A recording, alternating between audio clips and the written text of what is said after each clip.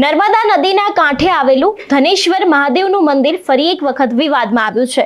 આ મંદિર ઉપર પથ્થરમારો થયો છે। એટલું જ નહીં, આ મંદિરના જે સાધ્વી છે તેને એક સાધુ ઉપર હાથ પણ ઉપાડ્યો છે અને આજે આ જ વિવાદ વિશે વાત કરીશું। નમસ્કાર, હું હંસિની અને તમે જોઈ રહ્યા છો નિર્ભય ન્યૂઝ।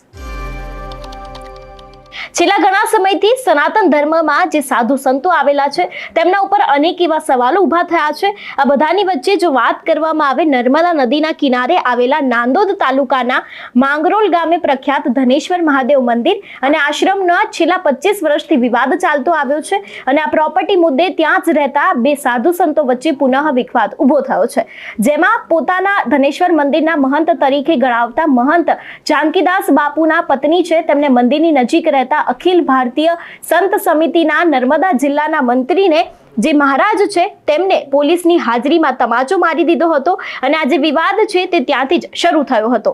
સૌથી પહેલા તો તેમને જે તમાચો માર્યો હતો તે દ્રશ્ય ઉપર નજર કરીએ।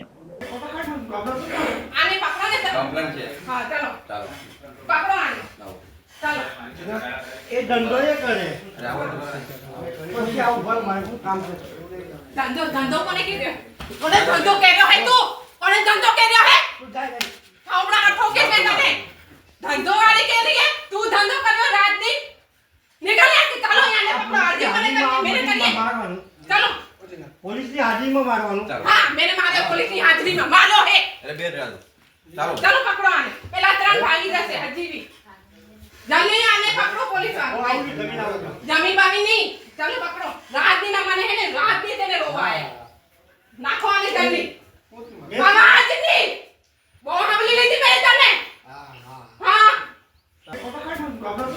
आने पकड़ो ने कंप्लेंट है हां चलो चलो पकड़ो आने चलो ये धंधो ये करे પછી આવું ભલ મારું કામ છે धंधो धंधो कोने की कोने धंधो कह रहा है तू कोने धंधो कह रहा है अपना ठोके में तने धंधो वाली कह रही है तू धंधो कर रहा रात दिन निकल यहां से चलो यहां ले पकड़ो आरती मेरे करिए चलो पुलिस की हाजिरी में मारवानो हां मेरे मारे पुलिस की हाजिरी में मारो है अरे बेर राजू चलो चलो पकड़ो आने पहला त्रण भागी जैसे हाजिरी जल्दी आने पकड़ो पुलिस वाले जमीन बामी नहीं चलो पकड़ो रात दिन हमने है ने रात दिन तेने रोवा है नाखो आने जल्दी आवाज नहीं वो हमली लेती मैं तने हां આટલું જ નહીં, એવું પણ કહેવામાં આવી રહ્યું છે કે થોડા દિવસ અગાઉ આ મંદિર છે તેના ઉપર પથ્થરમારો પણ કરવામાં આવ્યો હતો, એટલા માટે પણ આ વિવાદ છે તે હવે દિવસે ને દિવસે વધુ વકરી રહ્યો છે અને જે મહારાજ ઉપર હુમલો કરવામાં આવ્યો છે તે મહારાજ આ વિષયને લઈને શું કહી રહ્યા છે તે પણ સાંભળીએ। હવે સોમવતી અમાવસ્યાના દિવસે મહારાજ ત્યાં ઘણા બધા વિધિ કરતા હતા। એ દરમિયાન આ લોકો આવી અને મારી પર હુમલો કર્યો અને આ ભરપરણથી લોકો અવારનવાર મારી પર છાસવારે હુમલા કરી અને ધનેશ્વરની પ્રોપર્ટી હડપ કરવા માટે અનેક પ્રકારના ષડયંત્રો કરી રહ્યા છે અને પાયા વગરના અનેક આક્ષેપો લગાવીને છાસવારે મંદિરનો માહોલ બગાડી રહ્યા છે અને ગામનો માહોલ બગાડી રહ્યા છે। આ બિલકુલ દૂષિત માણસો છે। જાનકીદાસના ધર્મપત્ની ભાગવતદાસજી ઉર્ફે ભૂમિકાબેન એ પોતે મારા કમ્પાઉન્ડની અંદર આવીને અનેક વખત આવી છાસવારે હુમલા કરી અને પોલીસ તંત્રને અને 100 નંબરનો દુરુપયોગ કરી અને છાસવારે આવા ષડયંત્રો કરતા હોય છે। એમનો આક્ષેપ શું હતો?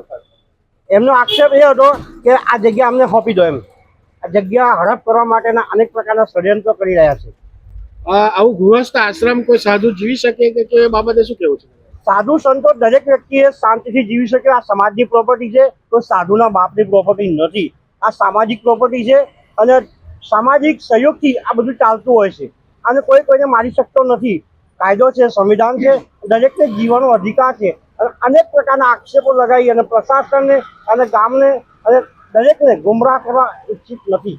અને પોલીસ વિભાગની અંદર ચૌધરી સાહેબ બી જાણે છે, પીઆઈ સાહેબ જાણે છે કે એમની હાજરીમાં કેવું મારી સાથે વર્તન કરે છે અને દરેક જોડે એ ઉશ્કેરણીનું વાતાવરણ કરતા હોય છે।